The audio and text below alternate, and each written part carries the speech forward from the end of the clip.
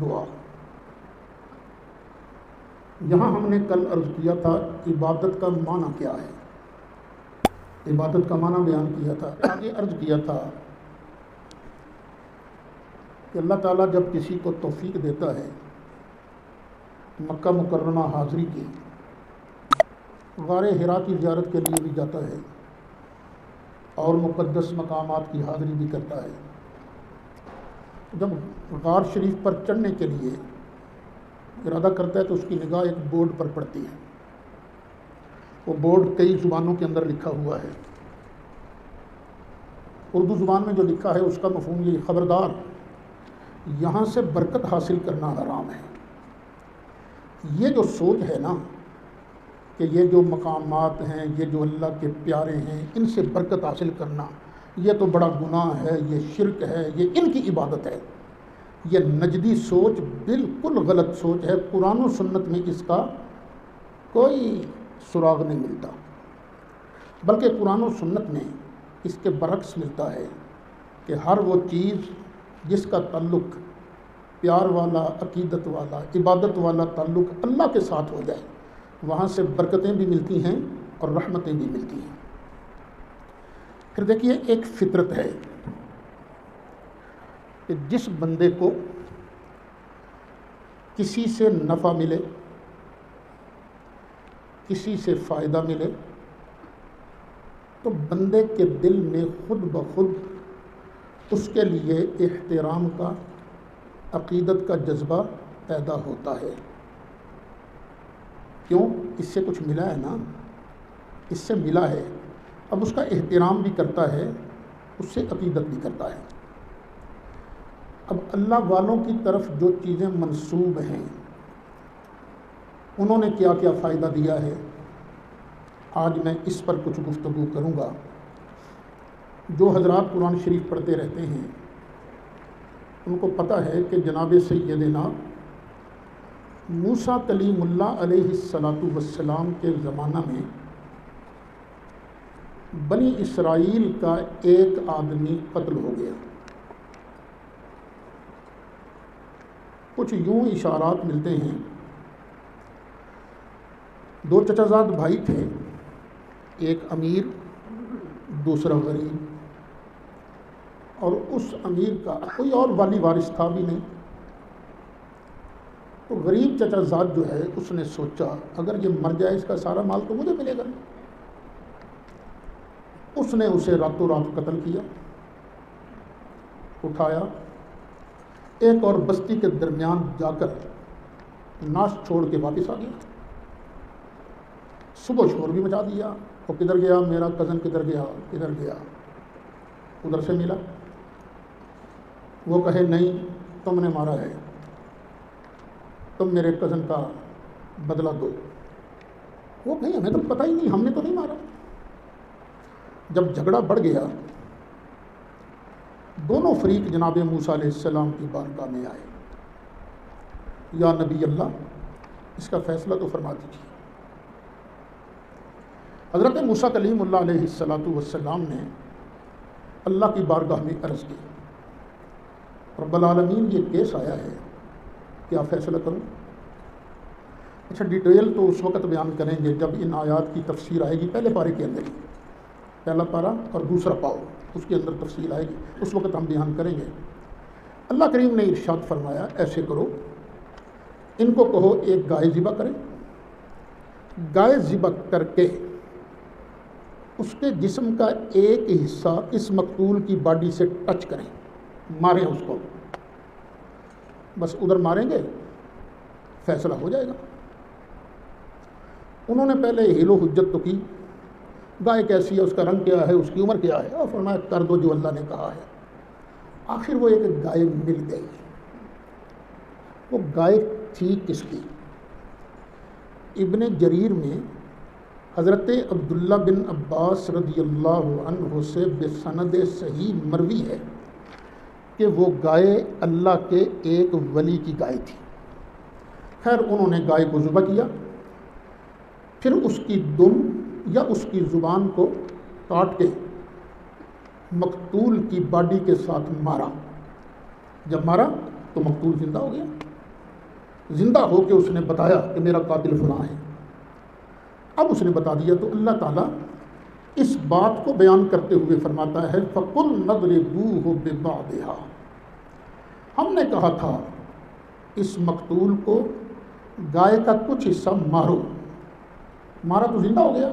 اللہ فرماتا ہے سن لو كَذَلِكَ يُحْيِي اللَّهُ الْمَوْتَى، اسی طرح اللہ مردوں کو زندہ فرمائے گا، جس طرح آج میں نے اس مردے کو زندہ کیا ہے، کل قیامت کے دن بھی اسی طرح میں مردوں کو زندہ کروں گا۔ وَيُرِيكُمْ آيَاتِهِ، اللہ تمہیں اپنی نشانیاں دکھلاتا ہے، لَعَلَّكُمْ تَعْقِلُونَ، تاکہ تم عقل کرو، تاکہ تم سمجھو۔ پہلا پارہ ہے، سورہ بقرہ ہے، آیت نمبر 73 ہے۔ اب ذرا توجہ فرمائیے، ایک گائے کو جب مرد صالح سے نسبت ہو گئی، ایک گائے کو، تو اس کے اجزاء میں اللہ رب العالمین نے اتنی برکت رکھ دی تھی کہ مقتول کے جسم سے لگ گئی تو مقتول زندہ ہو گیا۔ اسی طرح اولیاء اللہ کے ساتھ کسی بھی گناہگار کو نسبت ہو جائے تو اللہ تعالیٰ اس نسبت کی وجہ سے مردہ دل کو بھی زندہ فرما دیتا ہے۔ اب دوسری آیت بھی سن لیجیے، کل کتنی آیتیں بیان ہوئی تھی اس مقصد کے لیے؟ 4۔ اب چلتے ہیں اصحاب کہف کا ذکر کرتے ہیں۔ اصحاب کہف کا جب لوگوں کو پتہ چلا، یہ تو وہی لوگ ہیں جو آج سے 300 سال کے قریب پہلے گم ہو گئے تھے، تو لوگ ان کے پیچھے پیچھے چلے، تو غار میں گئے، یہ اصحاب کہف غار میں پہنچے، اللہ تعالیٰ نے ان کو موت دے دی۔ وہ جب مر گئے وہیں دفن بھی ہوئے، جب دفن ہو گئے تو ان اصحاب کہف کا احترام، ان سے عقیدت لوگوں کے دلوں میں بہت زیادہ بڑھ گئی۔ حکومت تھی کافروں کی، انہوں نے اور مسلمانوں نے مل کر سوچا کہ یار یہ تو بڑے عظمت والے لوگ تھے، ہمیں ان کا احترام کرنا ہے۔ کافر نے اور اس کے ساتھیوں نے کہا ہم نہ ان کی قبر پر ایک شاندار بلڈنگ بناتے ہیں، لیکن مسلمان جو تھے انہوں نے کہا نہیں، ہم ان کی قبروں کے پاس مسجد بنائیں گے، کیونکہ یہ ہمارے دین پر تھے۔ ہم مسجد بنائیں گے، یہاں نماز پڑھیں گے، اور ان کے قرب کی برکت سے ہم اپنے دلوں کو سکون دیں گے۔ اللہ اس بات کو بیان کرتا ہے وَقَالَ الَّذِينَ غَلَبُوا عَلَىٰ أَمْرِهِمْ، کہا ان لوگوں نے جو اپنے کام پر غالب رہے۔ کون غالب رہے تھے؟ مسلمان۔ انہوں نے فیصلہ کیا لَنَتَّخِذَنَّ عَلَيْهِمْ مَسْجِدًا، ہم ان پر مسجد بنائیں گے۔ کیوں مسجد بنائیں گے؟ تاکہ یہاں سے ہم تبرک حاصل کریں، برکت حاصل کریں۔ اگر ان مقامات سے جن کو اللہ والوں سے نسبت ہوتی ہے برکت نہیں ملتی تو قرآن یہ کیوں کہہ رہا ہے وَقَالَ الَّذِينَ غَلَبُوا عَلَىٰ أَمْرِهِمْ لَنَتَّخِذَنَّ عَلَيْهِمْ مَسْجِدًا۔ میں نے جو تفسیر بیان کی ہے یہی تفسیر حق ہے اور سچ ہے۔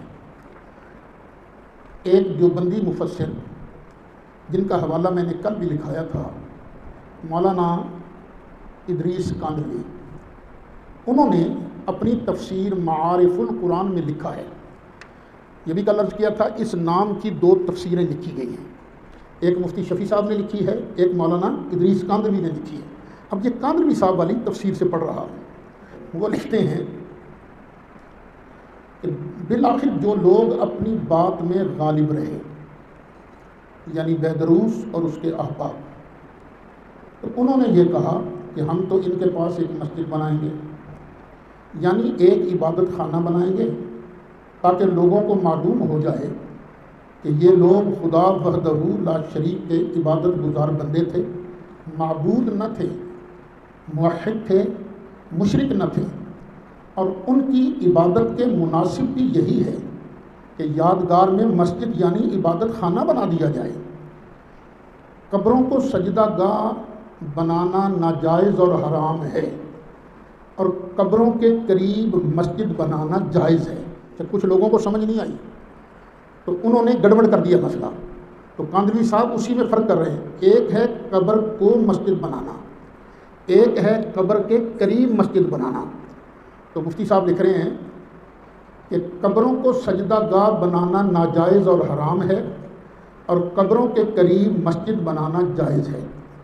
معاذ اللہ، مسجد بنانے سے یہ غرض نہ تھی کہ لوگ ان کی قبروں کی طرف منہ کر کے نماز پڑھا کریں، بلکہ غرض یہ تھی کہ صالحین کے قرب و جوار میں ایک عبادت خانہ بنا دیا جائے تاکہ لوگ ان کی طرح عبادت کیا کریں، وہاں نمازیں پڑھا کریں اور ان کے قرب سے برکت حاصل کریں۔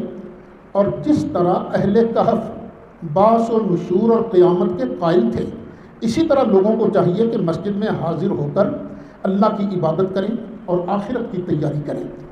اہل کہف کے ظاہر ہونے پر مومنین غالب ہوئے جو حشر و نشر اور قیامت کے قائل تھے، اس لیے ان کی رائے یہ ہوئی کہ ان کی یاد میں مسجد بنا دی جائے جو آخرت کا بازار ہے۔ عبادت گزار بندوں کی یادگار میں ان کے قریب مسجد بنا دینا مناسب ہے، جس میں دن رات اللہ تعالیٰ کی عبادت ہوتی رہے۔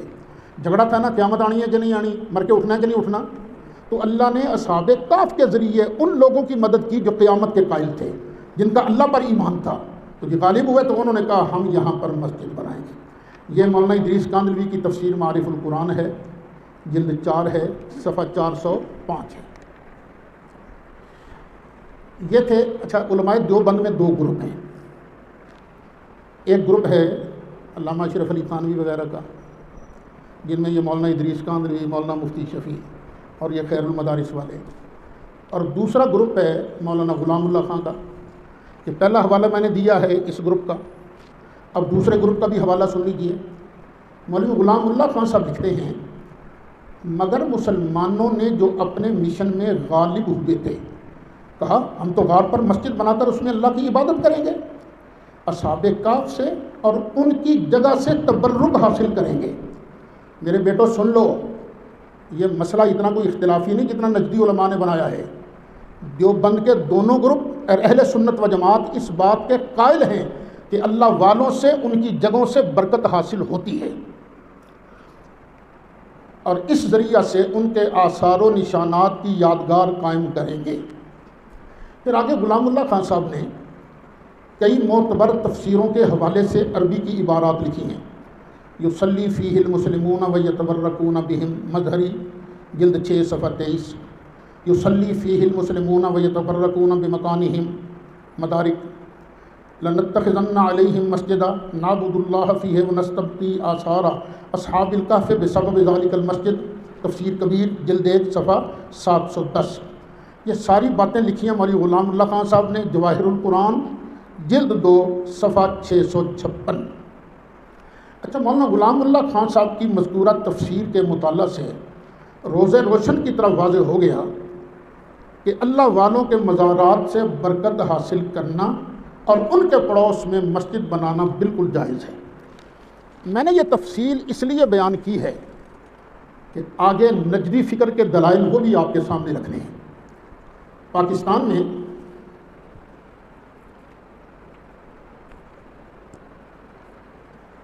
نجدی فکر کے بہت بڑے پروموٹر تھے مودودی صاحب۔ مودودی صاحب نے بالکل اس کے الٹ تفسیر کر دی۔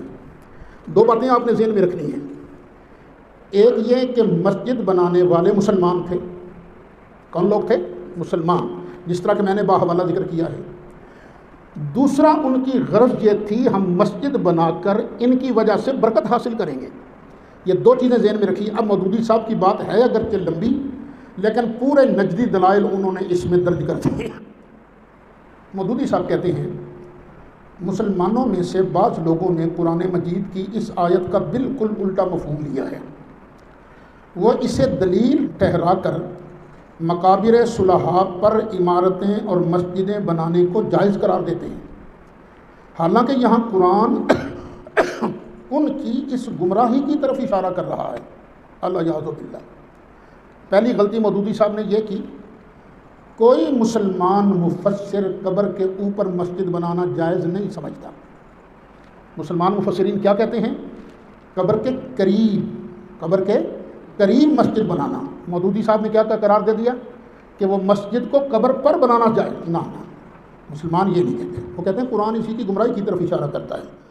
پھر آگے لکھتے ہیں جو نشانی ان ظالموں کو باس بعد الموت اور امکان آخرت کا یقین دلانے کے لیے دکھائی گئی تھی، اسے انہوں نے ارتکاب شرک کے لیے ایک خدا داد موقع سمجھا اور خیال کیا کہ چلو کچھ اور ولی پوجا پاٹ کے لیے ہاتھ آ گئے۔ پھر آخر اس آیت سے قبور صالحین پر مسجدیں بنانے کے لیے کیسے استدلال کیا جا سکتا ہے جبکہ نبی صلی اللہ علیہ وسلم کے ارشادات اس کی نہی میں موجود ہیں۔ دیکھیے کتنا مغالطہ دینے کی کوشش کی جا رہی ہے۔ کوئی مسلمان قبر پر مسجد بنانے کی حمایت نہیں کرتا۔ قبر پر مسجد کا مطلب کیا ہے؟ یہ ہے نا قبر، تو اسی کے اوپر مسجد بنا دی جائے۔ کوئی نہیں یہ کہتا کہ منہ نمازی کا قبر کی طرف ہو، یہ کوئی نہیں کرتا۔ تو آگے 4 احادیث نقل کرتے ہیں، 4 لعن اللہ زائرات القبور والمتخذین علیہ المساجد والسرج، اللہ نے لعنت فرمائی قبروں کی زیارت کرنے والی عورتوں پر اور قبروں پر مسجدیں بنانے اور چراغ روشن کرنے والوں پر۔ ایک حدیث۔ دوسری، الا وان من کان قبلکم کانوا یتخذون قبور انبیائہم مساجد فانی انہاکم عن ذلک، خبردار رہو تم سے پہلے لوگ انبیاء کی قبروں کو عبادت گاہ بنا دیتے تھے، میں تمہیں اس حرکت سے منع کرتا ہوں۔ تیسری حدیث، لعن اللہ تعالی الیہود والنصارى اتخذوا قبور انبیائہم مساجد، اللہ نے لعنت فرمائی یہود اور نصارہ پر، انہوں نے اپنے انبیاء کی قبروں کو عبادت گاہ بنا لیا۔ چوتھی، ان اولئک اذا کان فیہم الرجل الصالح فمات بنوا علی قبرہ مسجدا وصوروا فیہ تلک الصور اولئک شرار الخلق یوم القیامہ، ان لوگوں کا حال یہ تھا کہ اگر ان میں کوئی مرد صالح ہوتا تو اس کے مرنے کے بعد اس کی قبر پر مسجدیں بناتے، اس کی تصویریں تیار کرتے، یہ قیامت کے روز بدترین مخلوقات ہیں۔ 4 حدیثیں نقل کرنے کے بعد اب مودودی صاحب تبصرہ کیا کرتے ہیں کہ نبی اکرم صلی اللہ علیہ وسلم کی ان تصریحات کی موجودگی میں کون خدا ترس آدمی یہ جرت کر سکتا ہے کہ قرآن مجید میں عیسائی پادریوں اور رومی حکمرانوں کے جس گمراہانہ فعل کا حکایتاً ذکر کیا گیا ہے اس کو ٹھیک وہی فعل کرنے کے لیے دلیل و حجت ٹھہرائے۔ انہوں نے یہ بات لکھی ہے تفہیم القرآن جلد 3 صفحہ 18۔ مودودی صاحب نے یہاں شدید ٹھوکر کھائی ہے۔ کیا؟ نمبر 1، جن لوگوں نے مسجد بنانے کی رائے ظاہر کی تھی مودودی نے انہیں گمراہ اور شرک کا مرتکب قرار دیا۔ حالانکہ سوچنے کی بات یہ ہے مسجدیں مشرک تو نہیں بناتے نا، مسجدیں تو لا الہ الا اللہ محمد الرسول اللہ کہنے والے بناتے ہیں۔ اچھا پھر باقی مفسرین کو دیکھیں، جلیل و قدر مفسرین کو، تو وہ تصریح کرتے ہیں کہ یہ لوگ مسلمان تھے۔ مودودی صاحب کسی بنا پر کہتے ہیں کہ وہ لوگ مشرک تھے۔ اب دیکھیے مدارک میں ہے من المسلمین وملکہم، یہ مسلمانوں میں سے تھے جنہوں نے کہا، مسلمان تھے اور ان کے بادشاہ نے کہا۔ یہ ہے تفسیر مدارک جلد 3 صفحہ 119۔ تفسیر کبیر کے اندر ہے امام راضی رحمۃ اللہ علیہ، آپ ارشاد فرماتے ہیں، اچھا بڑی مزیدار تفسیر ہے تفسیر کبیر، بڑی انہوں نے بحثیں کی ہیں، بعض لوگوں نے تو اس پر پھبتی بھی کسی ہے کہ کل شیء فی الکبیر الا التفسیر، کبیر میں ہر شے ہے تفسیر نہیں ہے، نہیں تفسیر میں بھی اس کا پایہ بہت اونچا ہے۔ امام راضی کہتے ہیں ان بعضهم قال الاولی ان یسد باب الکہف، بعض نے کہا کہ یہ جو غار کا دروازہ ہے نا اس کو ہم بند کر دیتے ہیں لئلا يدخل علیہم احد، تاکہ کوئی بندہ اندر نہ جا سکے، ولا یقف علی احوالہم انسان، اور کوئی انسان بھی ان کے احوال پر واقفیت حاصل نہ کر سکے۔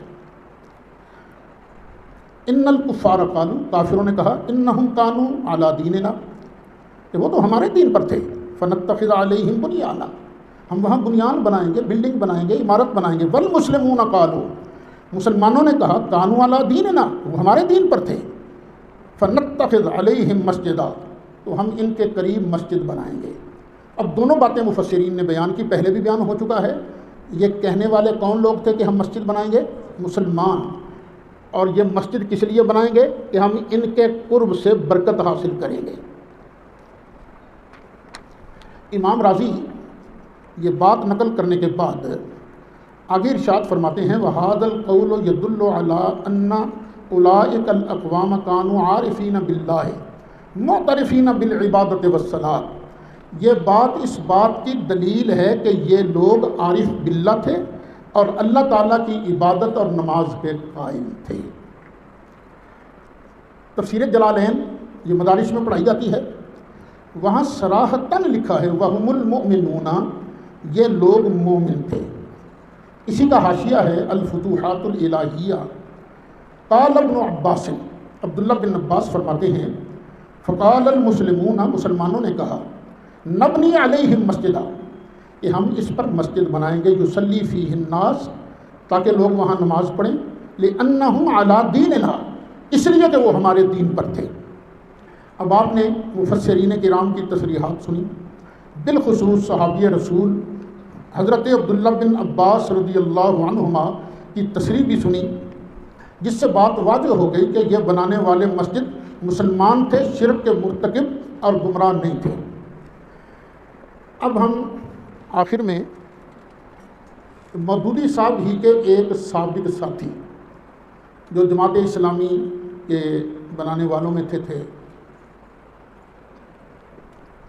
جاوید احمد غامدی صاحب کے استاد، علمی پایا ان کا مودودی صاحب سے کم نہیں تھا، علامہ امین احسن اصلاحی، انہوں نے بھی قرآن پاک کی تفسیر لکھی ہے جس کا نام ہے تدبر قرآن۔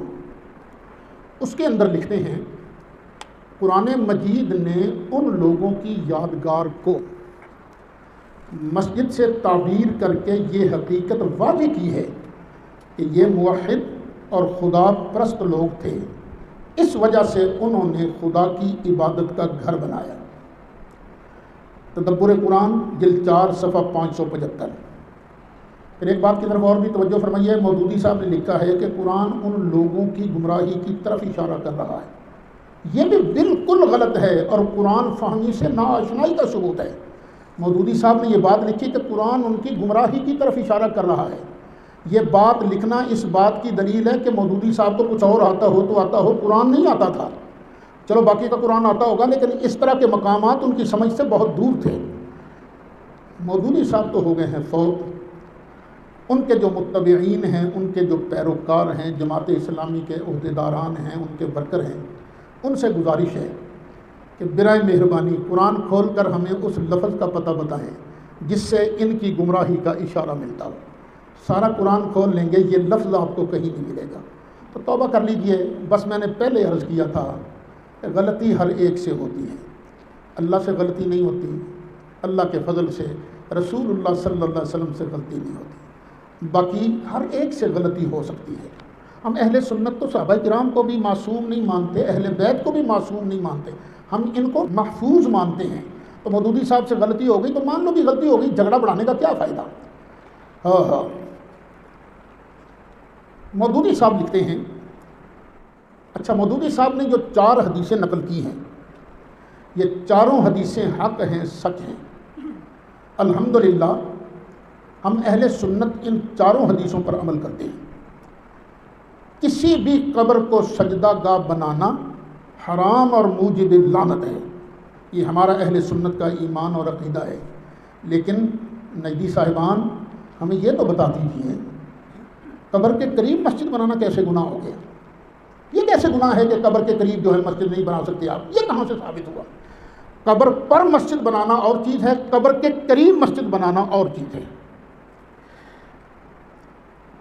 ایک اور دیوبندی عالم مفتی شفیع صاحب، انہوں نے بھی تفسیر لکھی ہے معارف القرآن، انہوں نے اس آیت کی تفسیر میں لکھا مسئلہ، اس واقعہ سے اتنا معلوم ہوا کہ اولیاء صلحاء کی قبور کے پاس نماز کے لیے مسجد بنا دینا کوئی گناہ نہیں۔ اور جس حدیث میں قبور انبیاء کو مسجد بنانے والوں پر لعنت کے الفاظ آئے ہیں، اس سے مراد خود قبور کو سجدہ گاہ بنا دینا ہے، جو بالاتفاق شرک اور حرام ہے۔ یہ نجدی فکر پتہ نہیں، میں حرم نبوی کے اندر موجود تھا، وہاں عصر کے بعد کچھ مولوی صاحبان درس دیتے ہیں نا، ایک عربی میں درس دے رہا تھا کہ ایک مسجد ہے، اس کے پاس قبریں ہیں تو اب کیا کریں؟ تو پتہ کیا جواب دیا؟ توبہ توبہ، مسجد کے پاس قبریں ہونا تو حرام ہے، قبر کو اکھیڑ دو، وہاں سے مردے کا جسم نکالو، وہاں سے کسی اور جگہ ڈال دو. یہ وہاں بیان ہو رہا تھا حرم نبوی کے اندر. پتہ نہیں کہاں سے یہ دین سیکھ کے آئے ہیں. ایک بزرگ گزرے ہیں، نقشبندی بزرگ ہیں جن کو ساری مانتے ہیں. ان کا نام ہے حضرت قاضی ثناء اللہ پانی پتی رحمۃ اللہ علیہ. بہت بڑے عالم تھے اور بہت بڑے ولی کامل بھی تھے.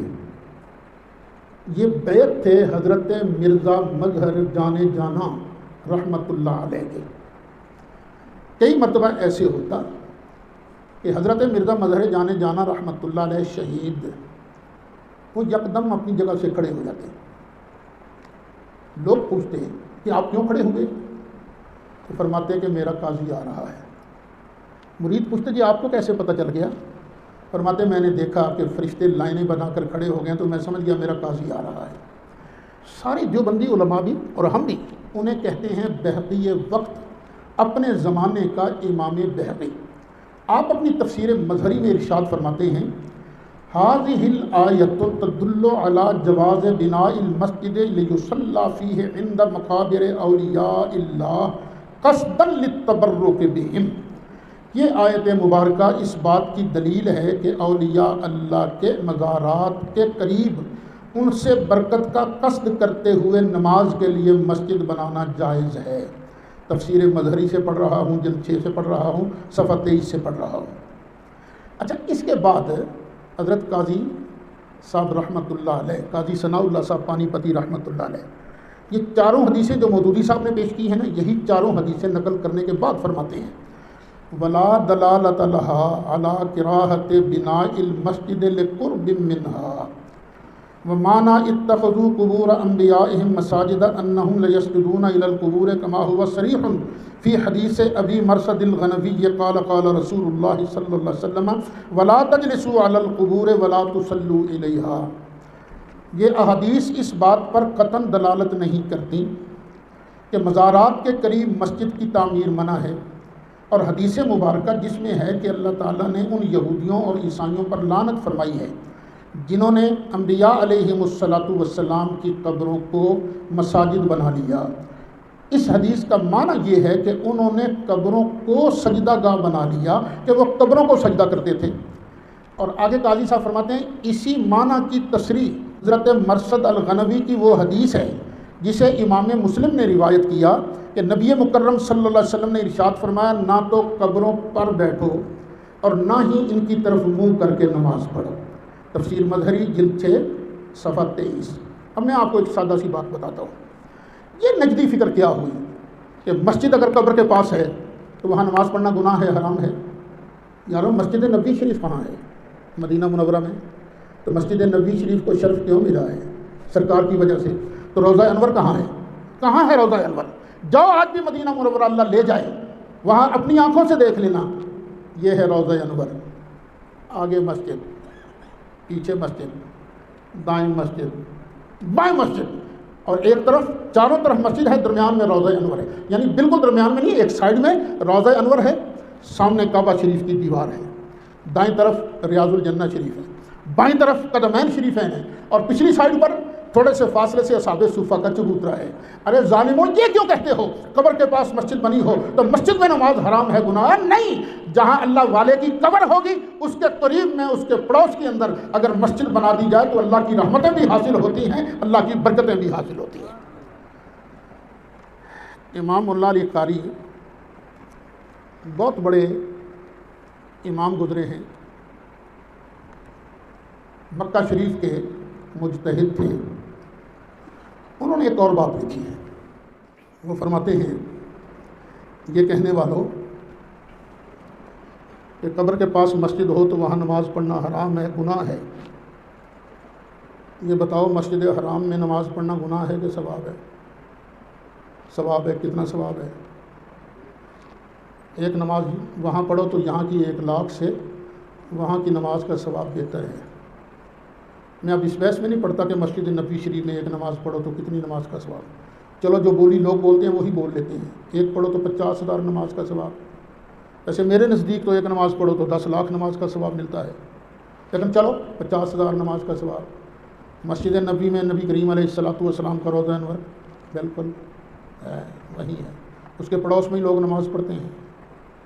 اور مسجد حرام میں بھی تو ایک قبر ہے نا، وہ کس کی قبر ہے؟ حضرت اسماعیل علیہ الصلوۃ والسلام کی. حتیم کے اندر قبر ہے اسماعیل علیہ السلام کی. تو امام اللہ علی قاری فرماتے ہیں اگر قبر کی وجہ سے نمازی کی نماز گڑبڑ ہوتی تو حتیم کعبہ کے اندر مسجد حرام کے اندر نماز پڑھنے کا اتنا ثواب کیسے ہوتا؟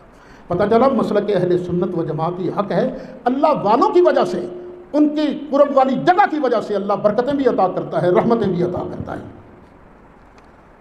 بات اس عنوان پر ذرا لمبی ہو گئی لیکن ضروری تھا. پتہ نہیں دوبارہ یہ موقع ملتا ہے کہ نہیں ملتا یہ چیزیں بیان کرنے کا، اس لیے بیان کرتا ہوں. ہو سکتا ہے کسی کا ایمان پختہ ہو جائے تو ہماری بخشش کا سامان بن جائے. ایک اور واقعہ قرآن شریف سے سن لیجیے. ایک نبی تھے بنی اسرائیل کے، ان کا نام بتایا جاتا ہے حضرت شموئیل علیہ السلام. یہ موسیٰ علیہ السلام کے زمانہ کے بعد کی بات ہے. وہ وقت بنی اسرائیل کی بربادی کا وقت تھا. کافر آتے، حملہ کرتے، لوٹ مار کر کے چلے جاتے، بندے مار کے چلے جاتے. ایک دن انہوں نے آپس میں میٹنگ کی. میٹنگ کر کے کہنے لگے ہم پر تباہی اس لیے آ رہی ہے، ہم کسی ایک کی کمان میں نہیں ہیں، ہمارا کوئی بادشاہ نہیں ہے. تو چلو نا اپنے نبی کی بارگاہ میں جا کے عرض کریں تو ایک ہمارا بادشاہ بنا دیں جس کی کمان میں ہم کٹھے رہیں اور دشمن کا مقابلہ کریں. یہاں سے ایک بات یہ بھی یاد رہے میرے سنی بھائیوں، جب تک تم سب ایک کمان کے نیچے کٹھے نہیں ہوتے تمہیں اسی طرح جوتے پڑتے رہیں گے. نام لینا نبی کریم علیہ الصلوۃ والسلام کا اور نبی کریم علیہ السلام کی تعلیمات کے برخلاف 35 لیڈروں کا ہونا یہ نظام مصطفیٰ نہیں ہے. میں تو کئی بار عرض کر چکا ہوں یار، سارے علماء کو، مشائخ کو، مدارس کے محتمین حضرات کو، جو سمجھدار وکلاء ہیں، ڈاکٹر ہیں، سنی ہیں، ہر شعبے کے اندر تاجر ہیں، ان سب کو اکٹھا کرو. اکٹھا کرنے کے بعد ان کو کہو خوب سوچ لو، سمجھ لو. ایک ایسا آدمی جس کو دینی علوم پر بھی عبور ہو، دنیاوی علوم سے بھی واقف ہو، اور ہو سمجھدار، ہو ٹھنڈے مزاج کا آدمی، سوچ کے سمجھ کے اس آدمی کو اپنا امیر بناؤ. امیر بنا کے باقی سارے اس کے ہاتھ پر بیعت کر لو. ہم تو تیار ہیں بیعت کرنے کے، کیونکہ جب تک ایک امیر نہیں بنے گا تباہی بربادی ہمارا مقدر ہے. ایک امیر بنا لو، اللہ تعالیٰ فتح عطا فرمائے گا. اچھا، وہ سارے بنی اسرائیل کے قبائل جو ہیں حضرت شموئیل علیہ السلام کے پاس آئے، آ کے عرض کرنے لگے جناب مہربانی کریں ہمارا کوئی بادشاہ بنا دیں. فرمایا تمہارا بادشاہ تو بنا دوں لیکن اگر تم نے لڑنے سے انکار کر دیا وقت پر پھر نہیں جی، بڑی مار پڑ چکی ہے، آپ مہربانی کر دیجیے اللہ سے کہیں کہ وہ ہمارا ایک بادشاہ بنا دیں. تو اللہ کے نبی حضرت شموئیل علیہ الصلوۃ والسلام نے ارشاد فرمایا ان اللہ قد بعث لکم طالوت ملکا، اللہ نے طالوت کو تمہارا بادشاہ بنا دیا ہے. ان اللہ قد بعث لکم طالوت ملکا. پتہ چلا بعثت کا معنی اعلان نہیں ہوتا، بنانا ہوتا ہے. اللہ نے طالوت کو تمہارا بادشاہ بنا دیا ہے. طالوت کی نہ برادری تھی، نہ اس کے پاس پیسہ تھا. انہوں نے کہا کمال ہے جناب، نہ اس کے پاس پیسہ نہ اس کی برادری. آپ کو چاہیے تھا کہ ہم جو بڑی برادریوں والے ہیں، بڑے بڑے سردار ہیں، ہم میں سے کسی کو آپ بادشاہ بناتے. فرمایا نہیں، اللہ تعالیٰ جو مرتبہ دیتا ہے نا وہ ان چیزوں کی وجہ سے نہیں. زادہ بسطۃ فی العلم والجسم، اس کے اندر دو کوالٹیاں ایسی ہیں جو تمہارے اندر نہیں. ایک تو اس کو حکومت چلانے کا علم بھی ہے، اس کو پتہ ہے حکومت کیسے چلائی جاتی ہے. اور جس کو پتہ نہ ہو حکومت کیسے چلانی ہے، وہ اگر حکمران بن جائے تو بیڑا ہی غرق ہوتا ہے نا. فرمایا اس کے پاس ایک کوالٹی ہے، اس کے پاس زادہ بسطۃ فی العلم. اور دوسری کوالٹی کیا ہے؟ والجسم، اس کے جسم کے اندر پاور بھی بڑی ہے، بڑا طاقتور ہے. لڑنا پڑ جائے تو اس کو پتہ ہے کہ میں نے لڑانا کیسا ہے اور خود لڑنا کیسے ہے. انہوں نے کہا جی ٹھیک ہے، آپ کہتے ہیں ہم مان جاتے ہیں، لیکن ہمیں کوئی نشانی چاہیے کہ واقعی اللہ نے اسے ہمارا بادشاہ بنایا ہے. اچھا، ان کے پاس پرانے زمانے میں ایک تابوت تھا، تابوت، صندوق، بکس. اس کی برکتوں کی وجہ سے ان کو اللہ فتح دیتا تھا. لگتا یوں ہے کہ ان کے اندر بھی نجدی سوچ پیدا ہو گئی. ایدا کی فائدہ ہے، انہوں نے اس صندوق کی بے ادبی شروع کر دی. اب جو کافر آئے انہوں نے اس بابرکت صندوق کو پکڑا اور چھین کر لے گئے. بس اس برکتوں والے صندوق کا چھن جانا تھا کہ ان سے بھی برکتیں غائب ہو گئیں. اب جب لڑائی ہوتی مار پڑتی، لڑائی ہوتی مار پڑتی. جب انہوں نے نشانی طلب کی نا، جی اللہ ہمیں کوئی نشانی دے، فرمایا ان آیت ملکہ ان یأتیکم التابوت فیہ سکینۃ من ربکم. اور طالوت کے بادشاہ ہونے کی خدائی نشانی یہ ہے کہ وہ برکتوں والا صندوق جس میں تمہارے لیے سکینت، تسلی کا سامان ہے، وہ فرشتے اٹھا کر تمہارے پاس لے آئیں گے. جب وہ برکتوں والا صندوق آ جائے گا سمجھ لینا طالوت کو بادشاہ اللہ نے بنایا ہے. اب میرا سوال یہ ہے، اگر کسی چیز سے برکت ملتی نہیں، اگر کسی چیز سے تبرک حاصل ہوتا نہیں، تو یہ قرآن میں یہ کیوں آ گیا؟ یہ قرآن کسی بریلوی نے لکھا ہے، کسی سنی نے لکھا؟ یہ اللہ احکم الحاکمین کا کلام ہے. ہم وہ لوگ نہیں کہ پہلے کوئی نظریہ بنا لیں پھر ہم سوچیں کہ قرآن سے یہ بات کہلوانی کیسے. نہیں، ہم تو کہتے ہیں جو قرآن کہتا جائے گا ہمارا نظریہ وہ بنتا جائے گا. قرآن نے بتا دیا کہ اللہ تعالیٰ کے ساتھ جن چیزوں کی نسبت ہوتی ہے وہاں سے رحمتیں بھی ملتی ہیں، وہاں سے برکتیں بھی ملتی ہیں. ایک اور آیت بھی سن لیجیے. وہ یوسف علیہ السلام کے پاس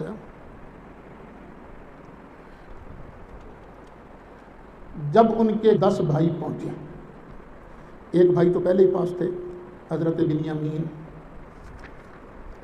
اور جب یہ 10 آ گئے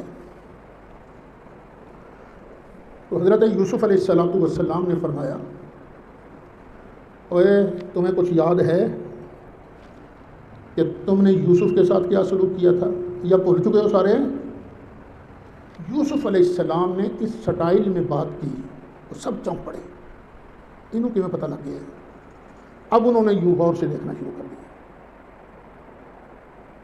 کہنے لگے کہیں آپ ہی تو یوسف نہیں ہو، تم ہی تو یوسف نہیں ہو، انک لانت یوسف. فرمایا ہاں میں ہی یوسف ہوں، یہ میرا بھائی ہے، اللہ نے ہم پر کرم کیا ہے. اب یوسف علیہ السلام نے بھائیوں سے گھر کی باتیں شروع کر دی. پوچھا ابا جی کا کیا حال ہے؟ تو انہوں نے کہا جناب ابا جی نا آپ کی جدائی میں کے غم میں رو رو کر آنکھوں کا نور چلا گیا ہے، نابینا ہو چکے ہیں. اب قرآن کہتا ہے یوسف علیہ السلام نے ارشاد فرمایا اذهبوا بقمیصی ھذا فالقوہ علی وجہ ابی یأت بصیرا. میرا یہ کرتا لے جاؤ، جا کے ابا جان کے چہرے پر ڈال دینا، ان کی آنکھوں کا نور واپس آ جائے گا. اب مصر سے وہ کرتا لے جانے والا جب نکلا نا تو ادھر یعقوب علیہ السلام ارشاد فرمایا اوے پترو پوتریو انی لاجد ریح یوسف. اب مجھے اب تو یوسف کی خوشبو آ رہی ہے. پہلے ناک بند تھا، پہلے نہیں خوشبو آتی تھی، وہ آتی تھی لیکن اظہار کا حکم نہیں تھا. اب جب وہ چلا نا کرتا تو فرمایا انی لاجد ریح یوسف لولا ان تفندون، اور مجھے یوسف کی خوشبو آ رہی ہے. اچھا خیر، فلما ان جاء البشیر القاہ علی وجہہ فارتد بصیرا. جب وہ خوشخبری لانے والا آیا نا، اس نے حضرت یعقوب علیہ السلام کے چہرہ انور پر کرتا ڈالا، اللہ نے آنکھوں کا نور عطا کر دیا. اب دیکھ لیجئے اس کرتے کو نسبت کس کے ساتھ ہے؟ حضرت یوسف علیہ السلام. اللہ کے پیارے نبی کے ساتھ جس کرتے کو نسبت ہو جائے وہ آنکھوں کا نور دے دیتا ہے. تو اگر کسی اللہ کے ولی کے ساتھ ہمارا پیار کا تعلق ہو جائے، پیار والی نسبت ہو جائے، تو اللہ ہمارے دلوں کو بھی نور ایمان سے منور فرما سکتا ہے. اس لیے کہتے ہو بیٹو غافل نہ رہنا، کوئی اللہ والا ملے تو اس کے ساتھ اپنا تعلق قائم کر لو، دنیا میں بھی فائدہ ہوگا، آخرت میں بھی فائدہ ہوگا. اچھا یہ کرتا کون سا تھا؟ کرتا کون سا تھا؟ بعض بزرگ فرماتے ہیں کہ جنتی کرتا تھا جو حضرت یوسف علیہ السلام کے پاس چلتا چلتا آیا تھا.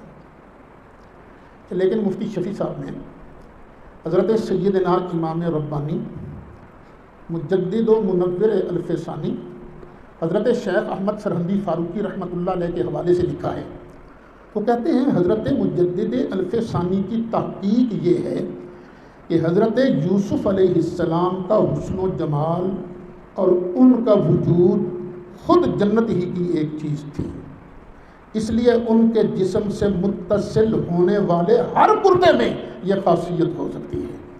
تفسیر مظہری کے حوالے سے لکھا ہے معارف القرآن جلد 5 صفحہ 130 پر، ان آیات مبارکہ سے کہ قرآن مجید کے ان ارشادات سے معلوم ہوا کہ نجدی سوچ درست نہیں کہ خبردار یہاں سے برکت حاصل کرنا حرام ہے۔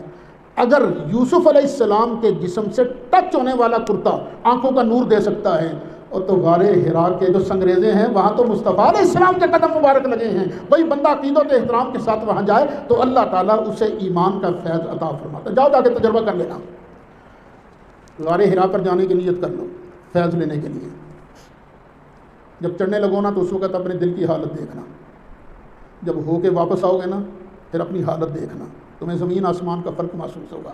کیوں؟ پہلے وہاں تک پہنچے نہیں تھے، اب وہاں پہنچے ہو جہاں جبریل اللہ کا قرآن مصطفیٰ علیہ السلام پر لے کر آیا تھا، اور واقعی اللہ والوں کے قرب کی وجہ سے، ان کی جگہوں کی وجہ سے اللہ تعالیٰ برکات نازل فرماتا ہے۔ مولا صلی و من آبادا علی حبیبک خیر الخلق کلہم۔